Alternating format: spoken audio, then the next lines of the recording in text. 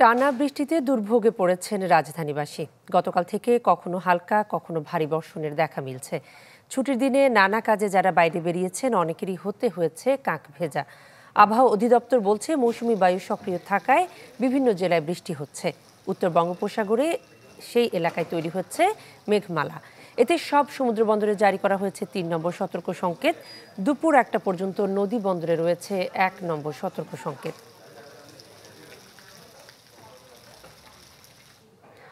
দর্শক, টানা বৃষ্টিতে বরিশাল শহরেও দেখা দিয়েছে জলাবদ্ধতা। এ বিষয়ে আরো জানাতে আমাদের সঙ্গে সরাসরি যোগ দিচ্ছেন কাউসার হোসেন রানা। রানা, বরিশালে কবে থেকে বৃষ্টি শুরু হয়েছে আর এই বৃষ্টিতে আসলে কতটা দুর্ভোগে আছেন বরিশালবাসী?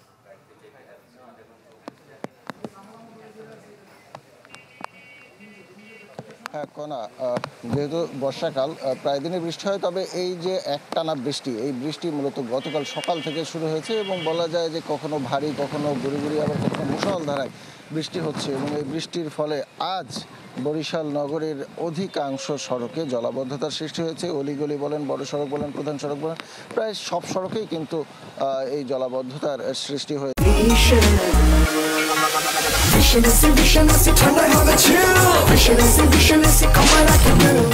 বরিশালের আবহাওয়া অফিস যেটি জানিয়েছে যে গতকাল সকাল ৬টা থেকে আজ সকাল ৯টা, এই দীর্ঘ ২৭ ঘন্টায় বরিশাল আবহাওয়া অফিসের রেকর্ড মতে ১৬৪ মিলিমিটার বৃষ্টিপাত হয়েছে। তারা রেকর্ড করেছে ১৬৪ মিলিমিটার বৃষ্টিপাত, যার ফলাফল কিন্তু এখন দেখা যাচ্ছে সড়কের উপরে।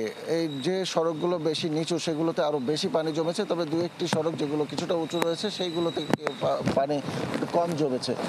আজ আর গতকাল সারাদিন যেমন বৃষ্টি ছিল, বিশেষ করে আজ মধ্যরাত থেকে কিন্তু একেবারেই ভারী বৃষ্টি শুরু হয়েছে এবং এর ফলেই কিন্তু বৃষ্টির পানিটা বৃদ্ধি পেয়েছে এবং এর পাশাপাশি জোয়ারের পানি বৃদ্ধি পাওয়াও কিন্তু এই জলাবদ্ধতার বেশি সৃষ্টি হয়েছে। জানেন যে পূর্ণিমার জো এবং অমাবস্যার জো, বিশেষ করে এই জুন জুলাই আগস্ট মাসে যে নদীতে জো আসে অমাবস্যা পূর্ণিমা, সেই সময় পানিটা বেশি বাড়ে।